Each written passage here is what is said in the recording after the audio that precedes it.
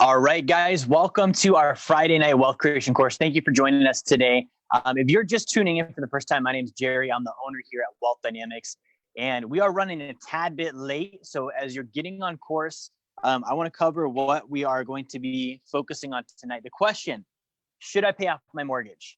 Now, last week, I asked the question, when should I buy a home?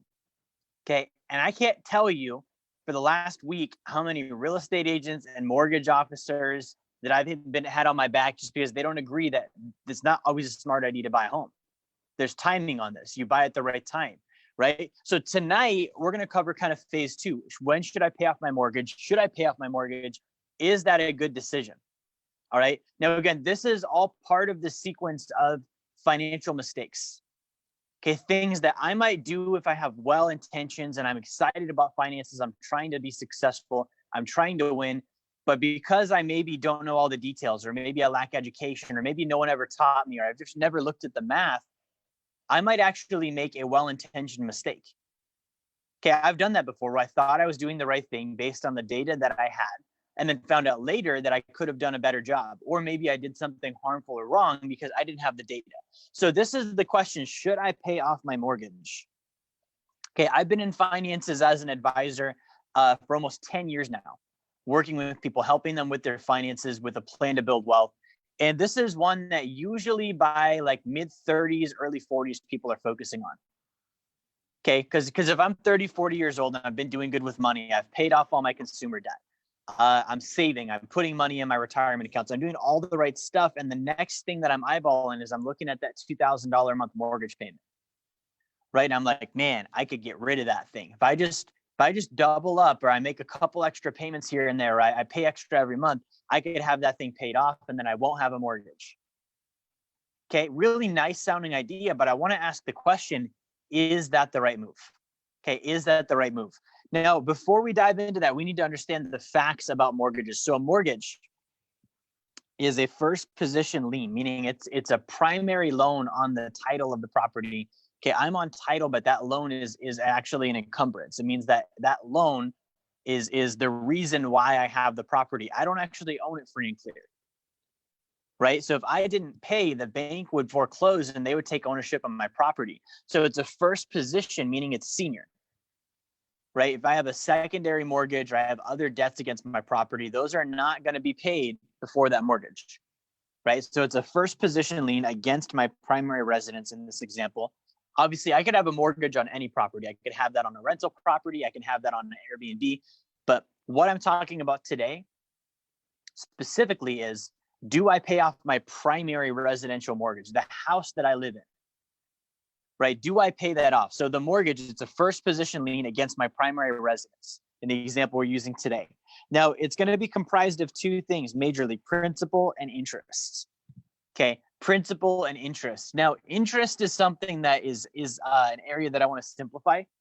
Okay, interest is a modification to a loan, meaning it's a change. It's something that's added to that loan, right? So if I loan money to Lexi and Lexi pays me back every month, then based on how much she is paying back to me, there's a certain amount of time it's going to take her for her to pay that loan off. Right now it's based on, like, let's say that she has a $1,000 loan with me and she's paying me $100 a month. Right? Easy. That's 10 payments, right? 10 months she pays off that loan. But if I add interest, what that does is it modifies the loan. It extends it. Because now when she pays $100, that $100 is not all going back to my principal. It's not all going back to what she owes. A portion of it doesn't count. Right? A portion of it I just keep and it doesn't get applied. That's what interest is. So a mortgage is principal and interest.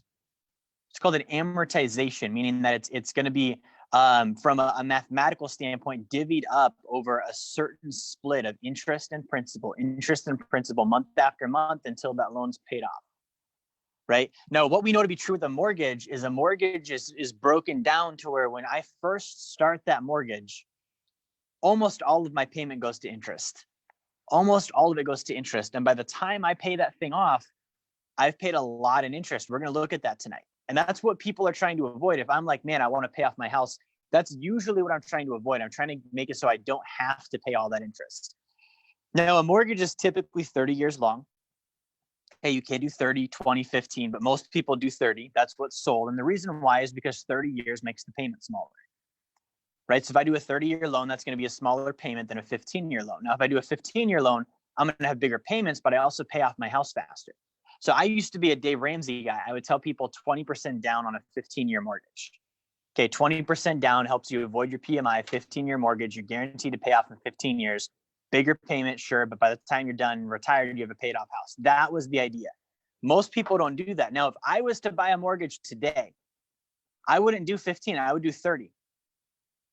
Okay, and the reason why is I'm not worried about the home. I'm gonna get into this later. I'm not worried about the home being paid off. I'm worried about cash flow.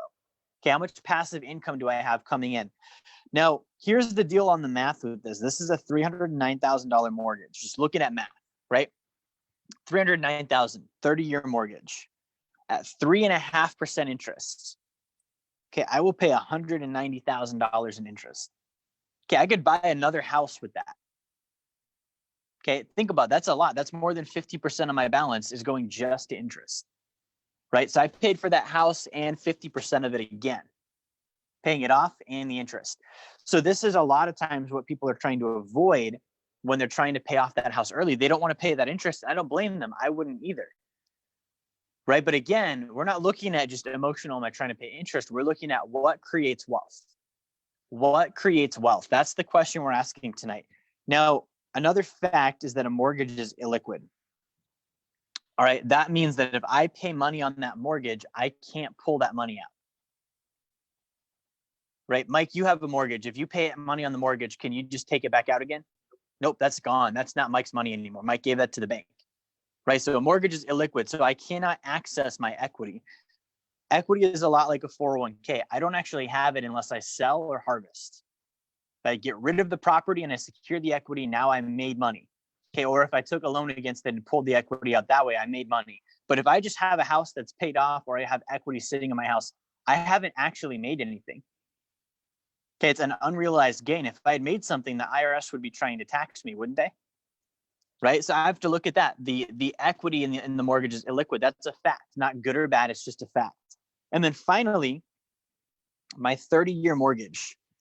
If we look back at the 30-year mortgage, the 30-year mortgage was actually created in the Great Depression. Okay, it was created in the Great Depression. It was a response to consumer America, middle-class America, not having income to pay the bills. Right, now, the Great Depression, if you look at this, I've seen the stats on this, everyone in the Great Depression did poorly except for the wealthy. Okay, the wealthy, like people who have money, a lot of those guys were into banking. They were into finance. So they looked at, I have an opportunity. Middle-class America cannot pay for their house right now. Okay, they want a lower payment. I want more interest. How do I build a loan that does that? That's where the 30-year mortgage was created. The 30-year mortgage is structured in a way where I pay the minimum payment. As a consumer, I pay the smaller amount. As the bank makes more money. Now check this out. We're going to look at some loan breakdowns today, but that $190,000, that's what I'm going to pay if I pay the house off. Right? Now, how many people do you know that actually live in the same house for 30 years? None. I don't know anyone that's lived in the same house for 30 years. I've actually never met a person that's done that. Most people sell 7 to 10 years in. The amortization on a mortgage is set up to where you only start paying down more principal than interest, usually about halfway through the loan. Okay, so what happens if I have a $309,000 loan, halfway through I sell the house and get another one?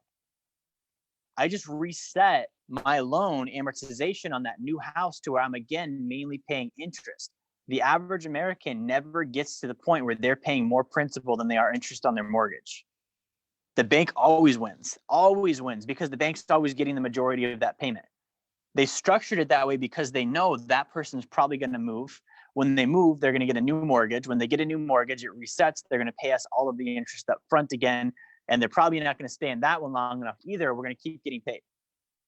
Okay, these are the facts about mortgages. So what I'm getting at with this last statement, this last fact, is that it's 2020. Okay, the Great Depression was in 1930. That's almost 100 years ago. Almost 100 years ago, we have not improved on the mortgage. Okay, if a for-profit company keeps a product around for 100 years. What do you think that means, Mike? They're making bank, huh? Yeah. Like, why change what's not broken? Okay, that's the only reason. Like, if you look at like vehicles, why are we still using gas? People make bank on gas. There's no reason for corporations to change that. So same thing with the mortgage. Now, here's some of the myths. The myths that I want to cover tonight. These are the myths behind paying off a house early. First myth is debt freedom. The myth of debt freedom. Okay, the reason debt freedom is the myth in and of itself is there's no such thing. If I pay off all of my debt and I only operate with cash, guess what? I'm still operating with debt. Cash is debt. Okay, the way that our currency works, the US dollar is backed by the full faith and credit of the Federal Reserve, which is debt. It's borrowed. Okay, that's why on the dollar, if you look closely, it says Federal Reserve note. A note refers to a debt, right? So I'm actually operating with debt, whether I intend to or not. The interest I pay on my dollar is not called interest, it's called inflation. Okay, but it's still debt and it still carries interest. So there's really no such thing as debt freedom. That doesn't exist as a concept. Now, when somebody says I'm trying to become debt free, what they're really trying to communicate is they don't want to have to pay anybody's like monthly fixed amounts. They don't want to be sending money out. Okay, which is different than debt freedom. That's called no outflow. Okay, that's called constriction, right? So debt freedom really in and of itself is a myth. Now, even if it was real, is it debt freedom that we're going after? Is it really that we're just trying to not have debt? Okay, because I can probably show you a homeless guy that has no debt. That's not what we're going for. Okay, it might be an ingredient, whether it's an acceptable ingredient or a correct ingredient, it's a different story. But what I'm saying is debt freedom does not cause wealth. What we're going for is financial freedom. What we're going for is wealth. We're going for passive income that's greater than our expenses, our savings, and our taxes. Okay, that's what I'm going for. Now, the other myth is that I want to pay off my home by retirement. Okay, this is again another myth. So paying off the home by retirement. If I'm in retirement, like again, you have to look at the theory behind it. Retirement is also a relatively new concept. People didn't just retire before. Okay, people became wealthy, but if you look at historical wealthy people, they didn't just stop life. They actually became tycoons. They became wealthy and they started doing more stuff because they had the means to. So retirement really is an industrial age concept, meaning in the early 1900s, when we transitioned from a farm life to offices and complexes and factories, that now this concept of, okay, we're going to work these people until they're old and they're not useful to us anymore. We need to make sure we have a reason for them to do that. We're going to call it retirement. We're going to promise them if they stay here for 40 years that I have a pension and I have myself taken care of and now I can lay back and relax. Okay, but look at the people that ran those institutions. They didn't do it that way. Okay, John Rockefeller, he didn't have retirement. His workers did, but he didn't. He actually worked the entire time, right? So this retirement idea is kind of flawed in and of itself as well. But paying off my home by retirement, when I think of like what most people are actually imagining, they're thinking of the moment where they can just relax and live on their investments. Okay, an investment means that I have money working for me, producing. If I pay off my home, that's money that's not working for me. It's money that's not producing. Yes, I got rid of the payment, but now that money is tied up. I can't use it. It's not helping me with retirement. It's not helping me build wealth. And that home's only going to get more and more old. So if I'm thinking like, well, I can pass it down to my kids, I'm here to tell you most of your kids, when they get it, they're going to sell it. Use it today. Like use it for yourself now. It's not something you should try and pay off for retirement. It's something that you should actually use to try and get to retirement faster, financially free faster. Now, the other myth is that I can write my mortgage interest off on my taxes. Okay, if I pay off my home and I get rid of all that, like that's great. But if I leave it, this is for the other party that says don't pay off the home. If I leave it, I can write off my mortgage on my taxes because of the interest. Okay, here's the problem with that myth. If I am married, I have a standard deduction of about $24,000, meaning that the IRS gives me $24,000 per year in free tax deductions. So I have to be able to spend more than that in order to be able to write off my home interest. Okay, how many people watching this and in the room, how many people either here that we know, not counting businesses, I'm talking first personal finances. How many people with their personal finances spend $2,000 a month in deductible expenses? Not many people, right? So that's a big number. So my point is that I have to spend more than that in order for my mortgage interest to be able to get actually applied and written off. So most of us don't get that deduction, right? So the myth of don't pay off the home, a lot of the don't pay off your home people, realtors say this too. I had a guy, you're forgetting the tax benefits. And it's like, bro, most of us don't actually get the tax benefit. Okay, unless you're spending $2,000 a month in deductible expenses, that mortgage interest doesn't do a thing for you. There's no benefit there, right? So that's also a myth. And again, I want to hit both sides of this. I don't want to just say don't pay off the home, because I'm going to hit you a little bit different tonight with what I would do. Okay, so there's the pay off the home, don't pay off the home. I'm going to hit that with writing off the interest. That's their reason not to. One of the reasons, the myths behind paying off the home, is that I don't have any fixed debt or payments. Okay, you still have payments on that property. If I pay off my home, I still have insurance. I still have taxes. Now, I don't call those debt, but at the end of the day, what is debt? It's money that leaves. Like, it doesn't matter that it's owed to somebody. I owe my property taxes to somebody. I owe my insurance premiums to the insurance company. I owe my grocery bill to Costco when I go there every month. So it's not even about, is it debt or not debt? Again, it's what's going out in payments. And I'm telling you that if I pay off that house, I still do have fixed payments. There's never a state where I won't have fixed payments on my house. It's going to be taxes, insurance, maintenance, utilities. So if we just look at debt, like, that's just money I borrowed. But if we look at it just from a line item, it's just another expense. And if it's racing to the bottom of the hill of expenses and trying to not have any, then I need to look at all of them. And there's not a condition where I pay off my house and have no expenses. That's not a thing. Now, the other myth is that a paid off home is a good thing.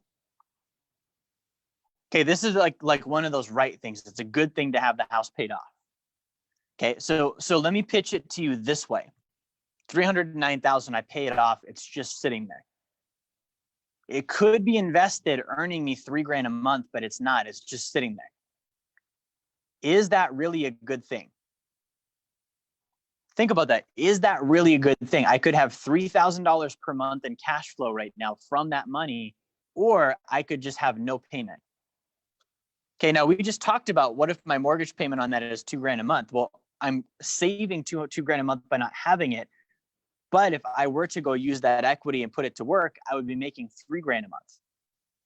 That's $1,000 profit that's no sweat off my back. I'm not worried about the debt and the payment. I'm looking at, what am I bringing in, right? So these are the myths around paying the home off. And this is a lot of the motivation behind why someone would do it or not do it. Now, here is what I want to break down next. This is just kind of a comparison line by line. So the intention is there, like, if I'm paying off my home, I'm not trying to be financially unintelligent. I'm not trying to do a bad thing. I'm not trying to make a mistake. I'm not trying to go in the wrong direction. My intention is good. Most people, when they make money decisions, it's a good intention. I'm trying to do something that in that moment made sense to me, right? So if I'm paying off my home, my intention is that I'm paying it off. Okay, the reality is, though, I'm losing control of my money. Okay, I think I'm paying off the house. What I'm really doing is I'm giving more money to a financial institution that I'm losing control of the moment I give it to them. By losing control of it, it means that when I pay the mortgage to the bank, meaning a higher percentage of my gross income just went to the bank instead of to my future, I just lost control of that money. I can't use it to go build wealth. I can't use it to pay off debt. I believe I'm lowering my housing costs. If I'm doing the paying off the home early, it's because I think I'm lowering my housing costs. Okay, in the future, right? In the future, but in the reality of today, I'm increasing, like I said, I'm increasing my housing costs. If my mortgage payment's only $2,000 and I start paying $3,000 of my mortgage, I'm not actually lowering my housing cost. Okay, I'm increasing it for the next 10 years or 15 years or 17 years. And sure, once that's done, it'll lower. But what about now? What about today when I'm paying $3,000 a month on my mortgage? Now, my other intention is that I'm becoming debt-free. Okay, because of that, I'm excited, but really I'm not becoming financially free. Okay, debt freedom is not causative of financial freedom. Think about when you were 17 years old and had no debt. Were you financially free? I wasn't. I was either dependent on my parents, or I was working a job that didn't pay very much and I couldn't even get a credit card. Right? So we've been in conditions in life where we had debt freedom and it didn't equate to financial freedom. So that means that these two things are not linked. Okay, again, debt is just a line item expense. At the end of the day, it's money that goes out. So depending on how much comes in, I could have all the debt in the world and be fine. If I don't have very much coming in, then I do need to probably look at my debt and figure out, all right, well, if that's taking a bunch of money, then I could have more margin left over. How do I get rid of that? Right? But it's not financial freedom. My other mindset is that my intention is I'm getting rid of the interest costs. Okay, I'm getting rid of the cost of interest on the mortgage. Okay, and I want to hit you with a couple of things here. The way that I had to really think about this, because again, I used to be a proponent of pay the home off, do the 15-year mortgage, do the Dave Ramsey way. And a mortgage costs maybe 3 to 5% in interest, right? So that's my cost of money, 3 to 5%, right? I am investing now in deals that are paying me 8 to 12%. So I'm getting rid of 3 to 5 when I could be making 8 to 12. Right? Because I'm saving 3 to 5, now I can't have the 8 to 12 because I went to the 3 to 5% instead. So what's better for me, 8 to 12 opportunity or 3 to 5 interest on my mortgage? Right? And ideally, what if I could have both? That's just the thought I want to plant, but a lot of us don't know how to do that yet. But if I'm doing this, I can't be putting the money here. I'm actually losing out. It costs me more money not to invest than I save by paying the mortgage off early. Every dollar I'm putting towards that mortgage could be invested, could be paying off higher interest debt. It could be maybe financing my kids' college personally so that I'm their bank and they're paying me more interest than my mortgage charges. Handling their debt, right? So there's a lot of opportunity cost involved with that. My other mindset is that I'm getting rid of my mortgage. Okay, I'm getting rid of my mortgage. I can kick the mortgage out. I can burn the papers up. I'm done with it. But I'm also at that time, like I said, not paying off debt and I'm not investing. I'm celebrating one thing while at the same time shooting myself in the foot with the other. Okay, when I'm 60, that's not going to help. If I have no passive income but I have a paid off mortgage, that's not going to help. Okay, if I have passive income and I still had the mortgage, I could still make it. But if I didn't have the passive income and I just had a paid off mortgage, I'm not set. I'm not okay. Okay, and then finally, I want the paid off home when I retire. That's my intention, but my intention should be financial freedom. Okay, financial freedom doesn't have anything to do with my mortgage payment. It has everything to do with my passive income being greater than my expenses, taxes, and savings. Okay, I can still have a mortgage and make that equation work. But again, I can't make that equation work if I don't have passive income. So that's really, I wanted to give that head-to-head comparison. Now, I want to really look at the purpose though. What am I trying to accomplish? If I'm somebody that's paying off my mortgage, what am I trying to accomplish? Right? What's my goal? What's my intention? What am I aiming at? Now, the first thing could be wealth. I might be trying to accomplish wealth. Right? If I'm paying off my mortgage, my intention might be, man, I want to be wealthy and this feels like the right thing to do because I can see the balance go down and I know I'm saving interest and I just feel like that's going to help me build wealth. But again, wealth is defined here as passive income greater than expenses, taxes, and savings. Does that help with wealth?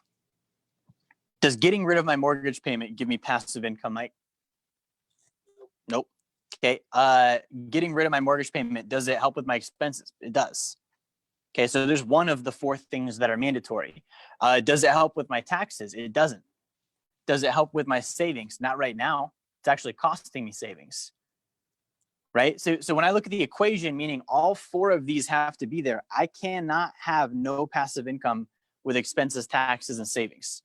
I can't have passive income that only covers my expenses and savings. What about my taxes? Right? I can't have passive income that covers my taxes and savings, but not my expenses. It has to cover all of these, meaning all 4 components of this equation are mandatory. So whatever I do has to help with all of these things. Paying off my mortgage helps with one of them. Okay, so I just lowered my expenses. That's it.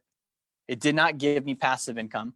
It did not help me save more money. It actually prevented me from saving money, and it didn't reduce my taxes or cover them. So it can't help me build wealth. What about debt? I'm just trying to have no debt. That could be my intention, right? What am I trying to accomplish? No debt. Let's look at that. If I pay off my mortgage, I have no debt, meaning I don't owe money to anyone. That's great. And the mortgage might help accomplish that, but then what? Like I said, I was 17 and had no debt. I know people who live on the street that have no debt. Is that really where I'm trying to get to?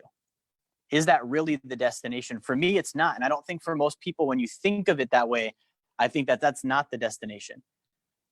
In our heads, we might romanticize it, but if I logically break down, okay, no debt only means that I don't owe money to someone, then I'm not wealthy, I'm not financially free, and I don't think that's as substantial as it can be made out to be. I could be looking at less payments or no payments, just trying to restrict my budget down.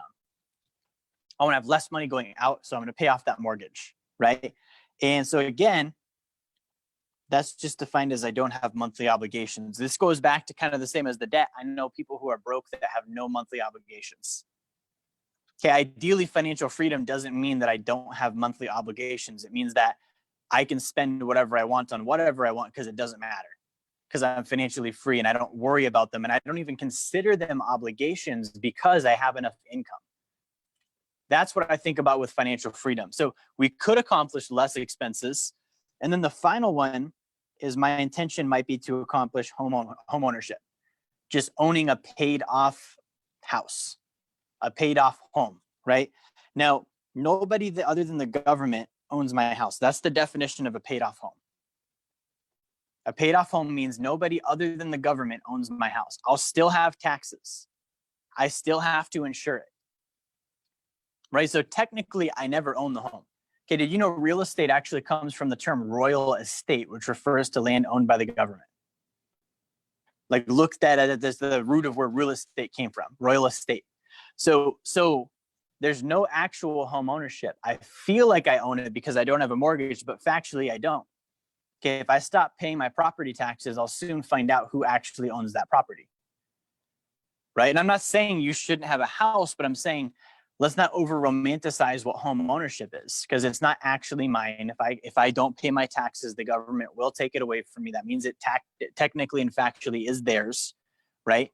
But the purpose of this page is that no debt, no payments, and home ownership don't equate to wealth. Okay, so if I'm watching this today, my purpose, I'm going to scribble all this out. My purpose is building wealth. These things down here don't help. The only thing that builds wealth is passive income greater than expenses, taxes, and savings.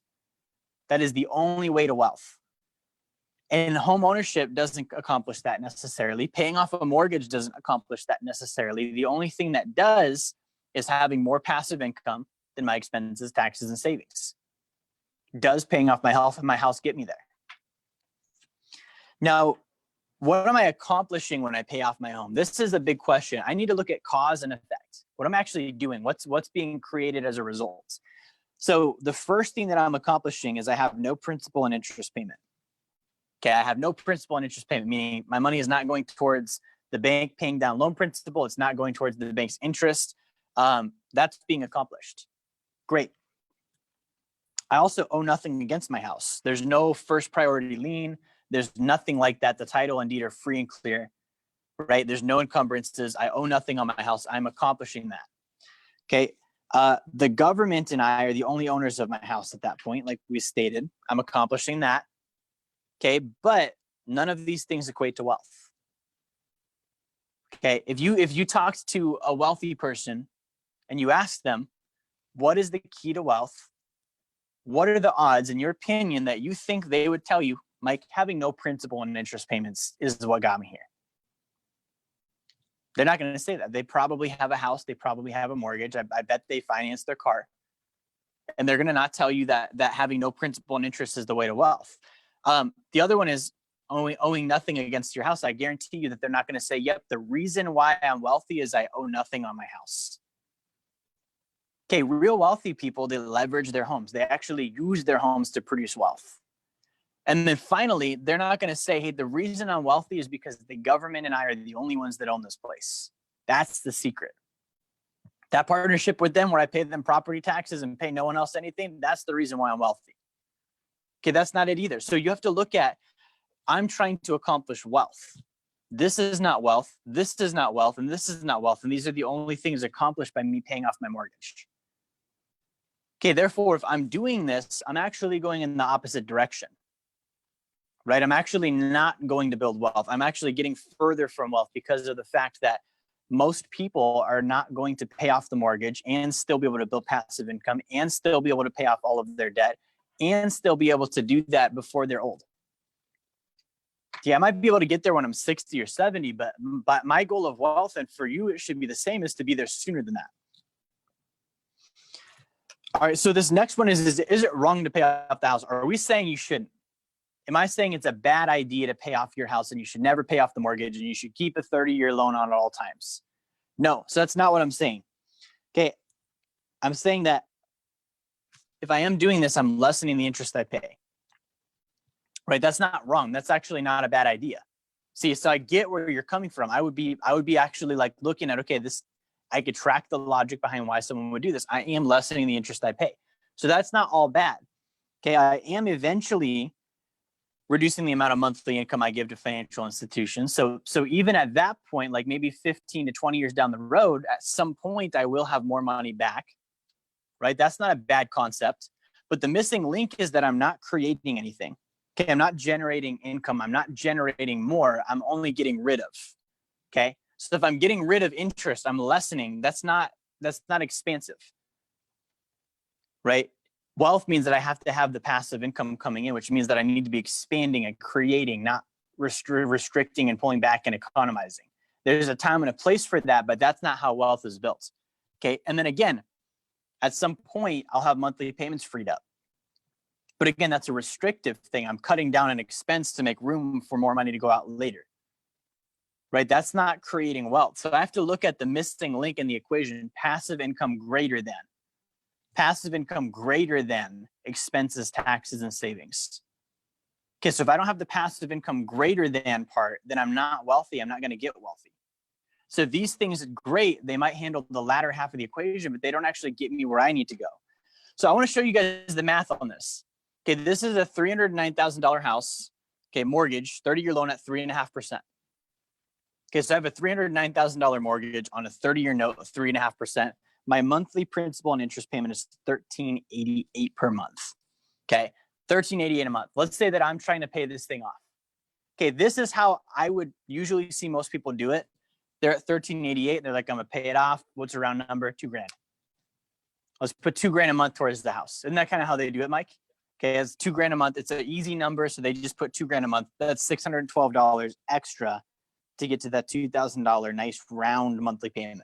So they'll put extra towards the mortgage.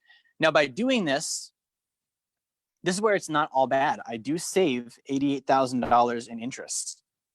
Okay, I save $88,000 in interest. Remember, we said that I would pay, if I did it regular, I would pay about $190,000 in interest. Well, if I do the extra $600 a month, then I'm only going to pay, what is that, 110 maybe, 100, around there. 102, I think, is the closer number. So I'm going to only pay 102,000 in interest instead of 190 in interest. And I'll pay off that house in 17 years.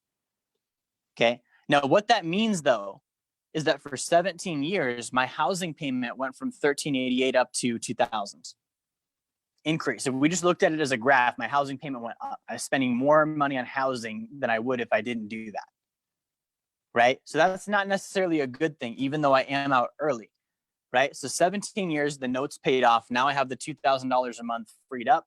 I'm only paying my taxes, my insurance at that point.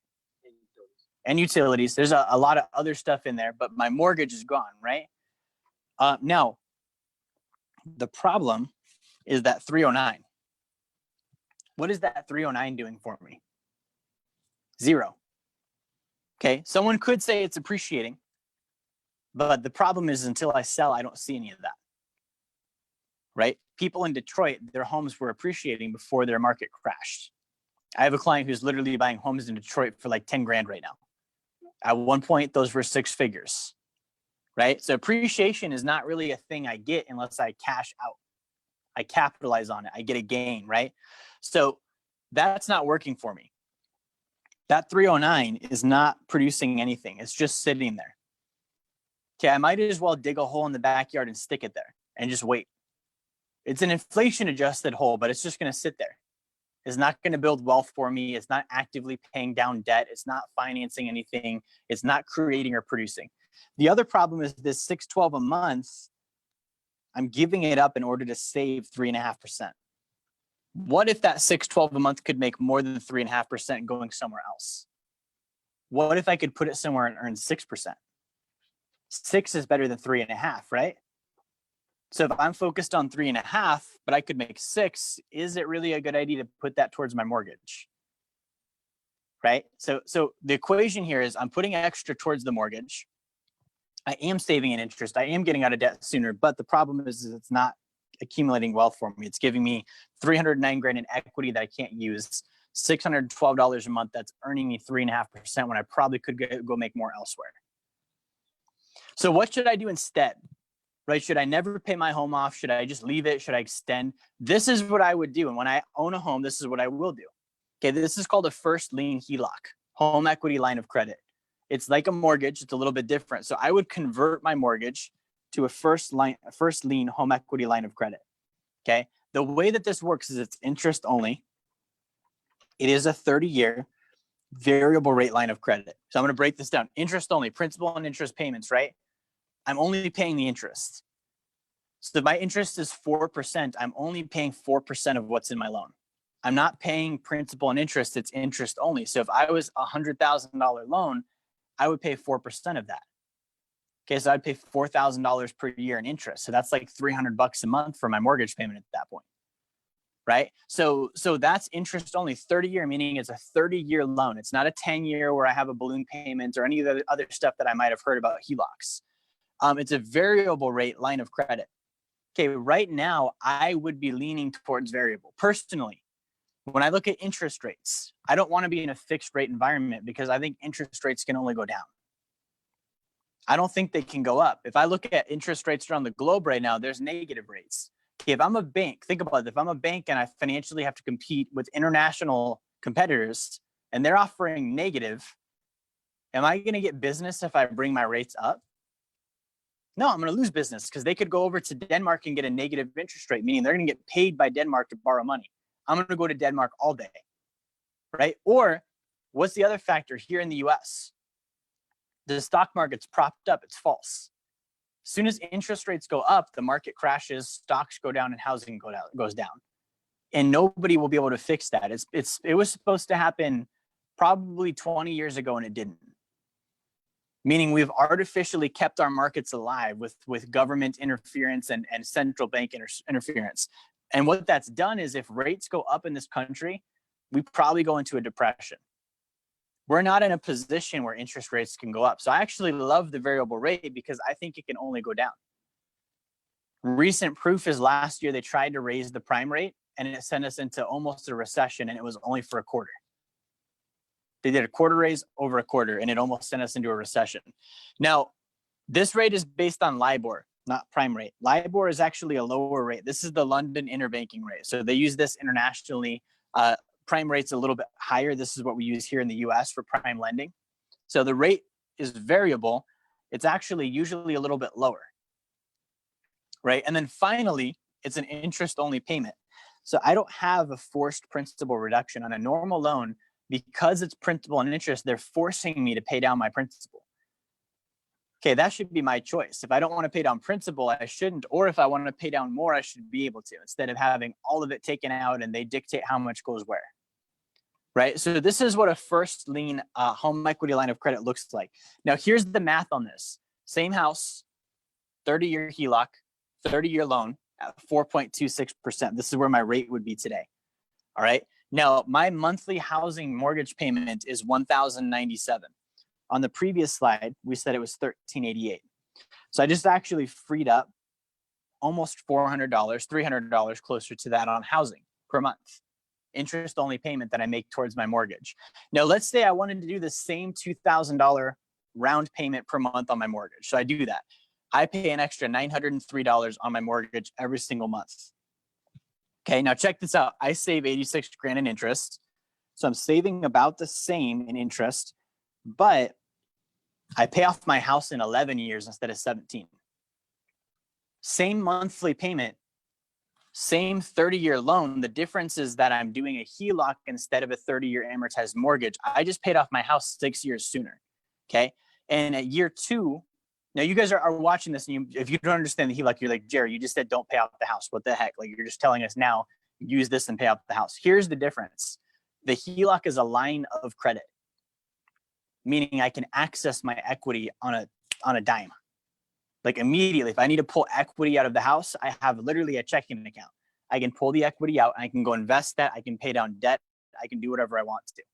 So I have clients that do this. They literally deposit their entire paycheck into their HELOC. They pay their bills out of it because all of that money sitting in the HELOC is reducing interest every single day that it's there. Okay, I can't do that on a 30-year mortgage. If I told Mike, go deposit your entire paycheck in your mortgage, what would happen right now?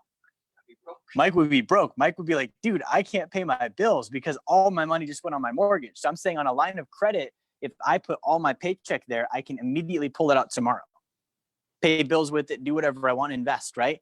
So this $2,000 a month that I'm putting towards it, it's saving me interest. I'm paying the house off in 11 years, but I'm saying at year 2, because of the principal pay down, I have 50 grand in equity that I can now pull out of my house and go invest for passive income at 12%. I'm making an additional $500 per month. Okay, that's an additional income source now. Remember, we said wealth is passive income greater than expenses, taxes, and savings. That is by definition helping me build wealth. I have passive income that's building up and it's greater than my expenses, taxes, and savings. Over time, I continue doing that. But check this out. That $2,000 a month payment, now it can be a $2,500 a month payment. So I'm going to start paying $2,500 per month down on my mortgage. Okay, I'm going to have another 50 available probably in 2 more years. I'm going to pull that back out too. And now I'm going to have another 500. I'll be making a $3,000 per month mortgage payment and have passive income taking care of it. This is incredible, guys. So I can borrow at the end of this, when I pay off my house in 11 years, I pay off the house, I can borrow the entire $309,000 out at 4.5%, 4 to 5% actually, and invest that at 8 to 12. Okay, I have a client right now. They have about 1.5 million in home equity. We sat down and looked at this strategy. We're going to be able to pull that out, all of it, and go invest that 1.5 million in a deal that's paying them 12%. Okay, just to help with the math, the monthly income calculation on 1.5 million at 12% is $15,000 per month in passive income. $15,000 per month. Right? Their mortgage payment is probably going to be like $3,000, maybe $4,000 a month. So they're making $7 to $9 grand a month in passive income, like free cash flow off of home equity. Incredible. Like, this is how you build wealth with the house. So here's the comparison though. I'm giving up $903 a month, to save 4.26 in interest, which I can then pull that $903 a month out anytime I need to. Different than a mortgage. Anytime I need to go build wealth and build passive income. Okay, if I'm older and I have kids, let's say my kids are college age, and I did pay the house down, guess what? I could be their student loan. I could finance them to go through college at 309 grand. They would pay me instead of their student loan. I would have retirement income, and now they're going to be financially okay because I'm not going to be a predatory creditor on my own kids. Okay, the student loan department will. So here's the right way to do a mortgage. Okay, so the first lien HELOC, the right way to do it is going to allow me to have an overall lower housing cost. Lower housing cost, meaning I can get a lower overall payment that goes towards housing on a month-to-month basis, right? I pay off the house even sooner. I use my equity anytime I need to. I save about the same interest. I reduce my taxes. By the way, when I borrow, that interest that I pay when I borrow to invest can be classified as an investment expense, and it can be written off on my taxes. Now, that investment can be through a sole proprietorship or an LLC, and I'm allowed to itemize my expenses. I'm automatically getting the tax deduction on my mortgage interest now by using that to fund an investment. I don't get that if I just have a standard mortgage and I just pay off my house unless I'm spending $2 grand a month in deductible expenses. Right? So here's what we're looking at is we reduce taxes, and then finally we also increase income by borrowing. Imagine if I started with this from year one. Year one, I bought my house with that. And I was working this strategy the entire time. And every 2 years, I had 50 grand in my line of credit to go invest with. And by the time I was 30 years into it, I had done that $500 a month deal probably 12 to 15 times. Not even including my other saving and investing. I'm just saying this is what I produced off my house. What if I was also saving 40% into my sacred account and investing with that too? Right? I can actually build up passive income. This is not about getting a nest egg in retirement and paying off my house when I'm 60. This is about having wealth when I'm ready to have wealth as soon as I want to. Okay, so the steps to this, the first step, if I'm watching this right now, first step, get your blueprint done. We do a wealth creation blueprint. We will actually sit down and build a financial plan with you so that you know what your game plan is and you know what it looks like long-term. Okay, so don't just go buy a HELOC and be like, Jerry said this is a good idea. Like, come see us. We'll actually sit down and help you navigate. What's the right way to go about this transaction? Does this align with my goals? You might do this and we might look at what are your goals. It maybe doesn't align. Very small chance of that happening, but there's a chance where maybe it doesn't align. We would want to know that, right? Secondarily, you need to make sure that your debt to income ratio is 40% or less, meaning less than 40% of my overall gross monthly income pre-tax goes towards debt payments. Okay, if I have that, I'm close to qualifying. Thirdly, I need to check my loan to value ratio. If I own a current property that I live in, my maximum loan to value ratio can be 80 to 90%. Meaning that my loan balance is only as big as 80 to 90% of what I have in actual home value. Right? So that means I've got to have 10 to 20% in equity in my property already. Credit score needs to be above 700 to do this. And then I need to start, when I start this, I need to build my payoff plan before I start it. How am I funding this? Okay, am I putting monthly amounts to it early to pay it off? Am I investing with it? What does that look like? I should have all of that lined out before I even start. Okay. And then finally, I wanted to help you guys realize this is not the typical home equity line of credit. So if you went to a bank and said, I want a HELOC, they're going to sit down with you and say, well, Jerry, HELOCs are very risky. Interest rates are a variable rate. They could go up. You should do a cash out refi. And you're going to be like, well, that sounds fine because I still get the equity, right? But you don't. It's a 30-year fixed mortgage. That's what a cash out refi is. So don't go to a regular bank and just sit down with them and say, I want a HELOC. You're probably not going to get what you think you're getting and asking for. So this is actually called an all-in-one loan. That's the name of the loan. So if you want this, that's what the loan is called. It's not called a HELOC. It's a type of HELOC, but it's not called a HELOC. It's called an all-in-one loan. Okay. And this is the only HELOC in existence that is a 30-year loan. Okay, all the other ones are going to be 10 years, maybe 15 years, and then you've got some weird amortization or balloon payment due, right? So if I'm doing this, I really have to make sure I do it right. There's one type of loan that does this. There's one company that offers that loan. They do business in all 50 states. We can help with that. So go through us. We'll help you get connected. And first, I need to have that blueprint done. Okay, I'm not just going to shoot from the hip and hope this thing works out. I actually need to have a strategy. Okay, so that's my action plan for you today. Thank you guys for watching. I do want to open this up for any questions. So do we have any questions online or in the studio tonight? We got one from John Moss online. He's asking, how can we use our homes as leverage to create wealth? That, John, that's how we'll do it. And John, we might be able to do this with you if you want to jump on a call or come in and we can look at the numbers. But that's the best way to do it, is borrowing against it using that HELOC strategy. And again, it's almost like the sacred account. Those of you that are already sacred account clients, it's eerily familiar. Okay, I can put money into it. It still grows. My home still appreciates, and then I can borrow against it at a rate probably lower than what it's going to appreciate at. Go use that to pay off debt or build wealth. Any other questions online or in the studio tonight? Awesome. How are we looking on IG, Mike? Good? Yeah, no questions. Awesome. So guys, I really hope this made sense. Thank you for watching. If this was helpful for you, let us know, share it, like it, give us a review. We appreciate it. Have a great Friday night, and I'll talk to you again soon.